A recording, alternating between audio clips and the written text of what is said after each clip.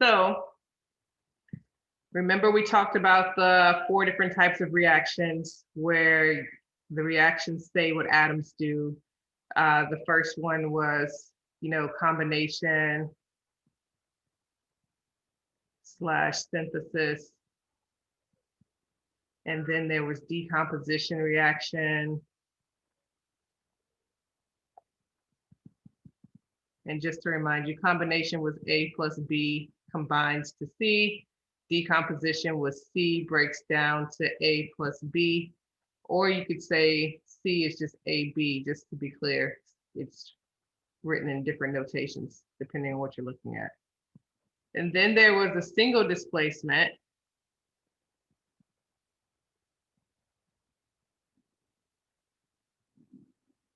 And the single displacement said that when you have A plus BC, you're going to break down your A and your B cations are going to switch places, and you're going to be left with AC plus B.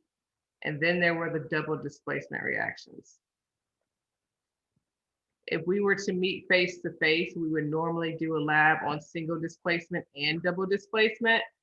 But since we're virtual, we're remote, we're only going to do the lab on single displacement. The single and double displacement reactions, they're a little similar, where you still have your ions just switching places. In the single displacement, you have one ion switching place. In the double, you have both. So in this case, the A and the C are going to switch places, and you're going to be left with A now with D and C, B. So what I want to talk about is the single and double displacement reactions and how we write what is known as a complete ionic and a net ionic equation for the both of them. So what ends up happening with these reactions is that a lot of it is just aqueous solutions being mixed together. And aqueous solutions, remember, it's just water. When you have water, a compound dissolved in water. So let's start off with the single displacement reactions. So let's say, for example, I have the following single displacement reaction that says I have 2 zincs, and zinc's going to be a solid, plus 10,4 nitrate. 10,4 nitrate looks like this. Can you move it up when you're done? Yeah. Let's see what my screen is. All right, so let's say I have this reaction. I know this is a single displacement reaction because I have A, the zinc's going to be my A, plus B, C. 10,4 is my B, nitrate is my C. So if I follow this single displacement scheme, what ends up happening is my A and B are going to switch places, and I'm going to be left with just nitrate and 10. So it looks like this if I balance it correctly: zinc, nitrate, plus 10. So this one's aqueous, it's a nitrate, and 10 is going to be a solid.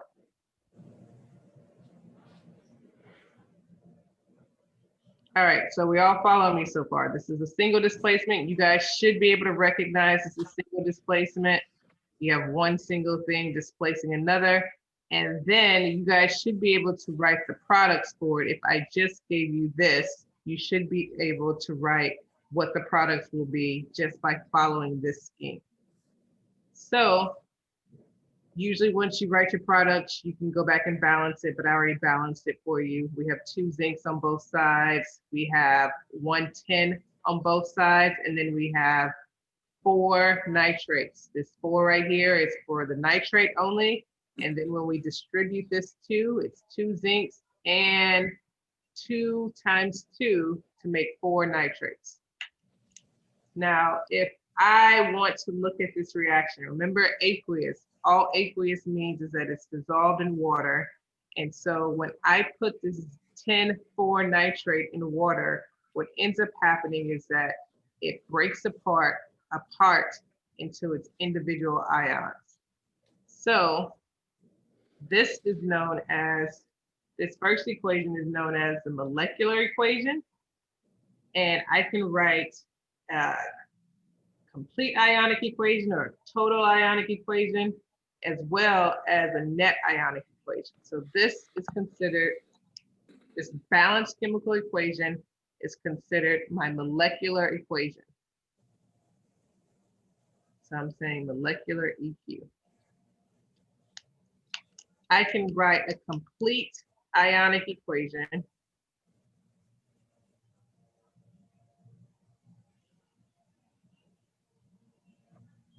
My complete ionic equation, it's abbreviated as CIE,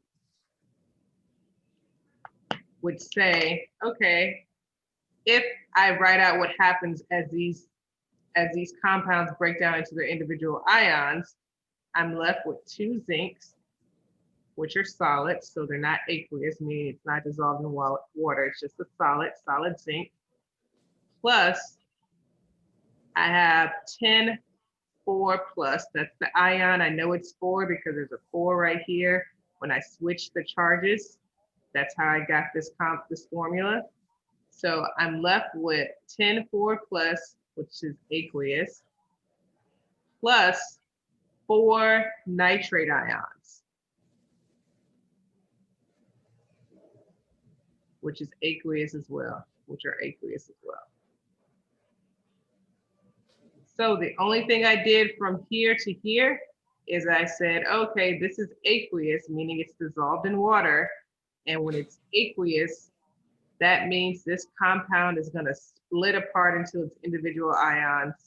The individual ions, it's 10,4 and then 4 nitrate ions. All right, so then on the product side, I'm going to do the same thing where I see an aqueous. In this case, it formed an aqueous solution of zinc nitrate. So it's 2 zincs that come out of here. And the charge on my zinc, can anyone tell me the charge on my zinc? Just by looking at the formula? Right, it's 2. It's going to be 2 plus, just because I know I have that 2 there. So I'm going to write AQ right next to it, plus 4 nitrate. And I have 4 nitrates again, because remember 2 times 2, that gave me 4. And then plus a solid 10.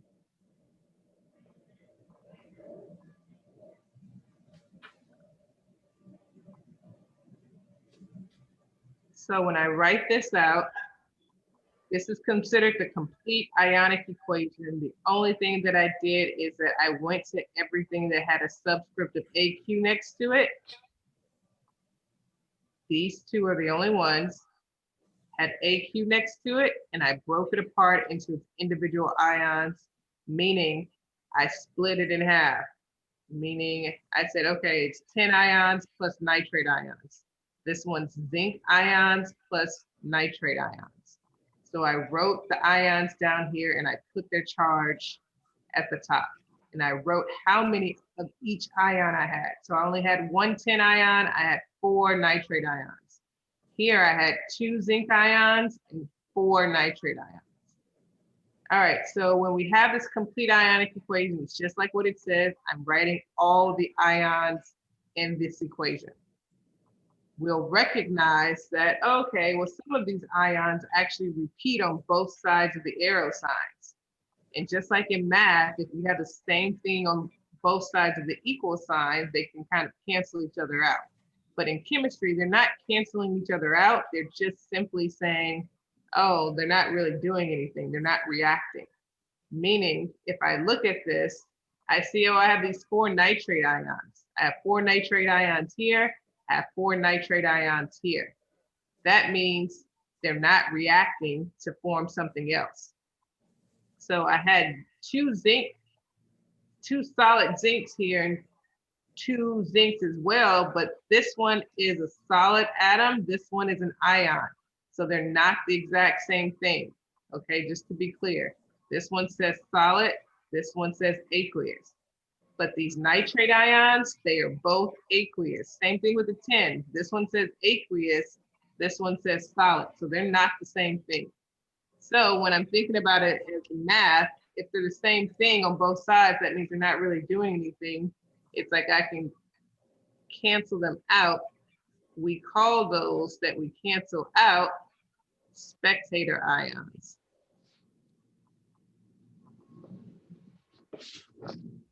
And all spectator ions means is just they came to watch, came to get the tea. They're just spectating. They're not doing anything. So from that, after I cancel out my spectator ions, I can write a net ionic equation. And my net ionic equation says,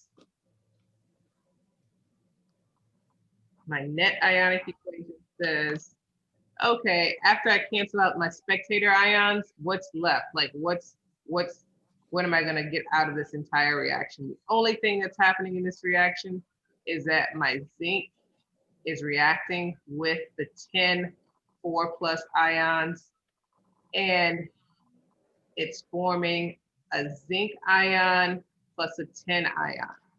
So this is why we consider single displacement reactions the same as redox reactions, because remember, redox reactions just transfer electrons.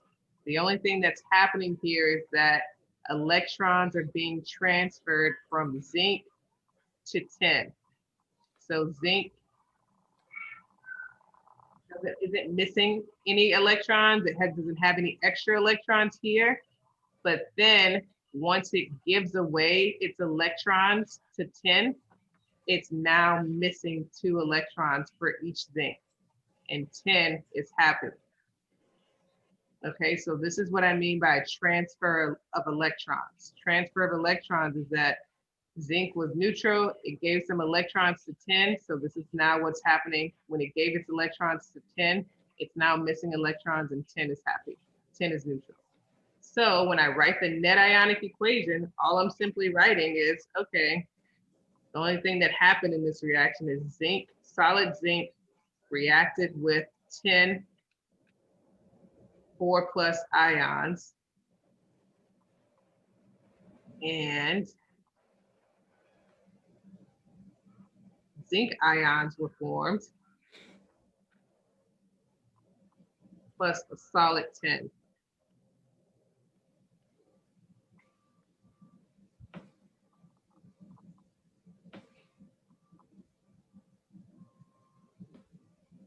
You guys see what I'm saying? Yes. Okay. Yeah. All right. So this is what today's lab is. This is pretty much what we're doing in the lab. We just have to do a lot of these reactions. You're going to drag the simulation over and see, like you're going to have some solid metal. You're going to drag it over into a beaker filled with tin nitrate, tin 4 nitrate, and then you're going to see solid tin form. Once you write out this reaction, and it's going to be clear because it's going to say add solid zinc to this aqueous solution, you know how to get the products because you just follow the single displacement scheme, and then it's going to ask you to write the net ionic equation. So you just have to do this a lot of times to in today's lab. So do I have any questions before I go on to how we do it for double displacement reactions? All right, so just to be clear, we have to know how to do this. All this is saying is that, okay, the only thing that's really happening when I mix solid zinc with tin nitrate is that solid zinc and the tin 4+ ions are reacting with each other to form zinc ions and solid tin. All right, so I want to do the same thing. For double displacement reactions.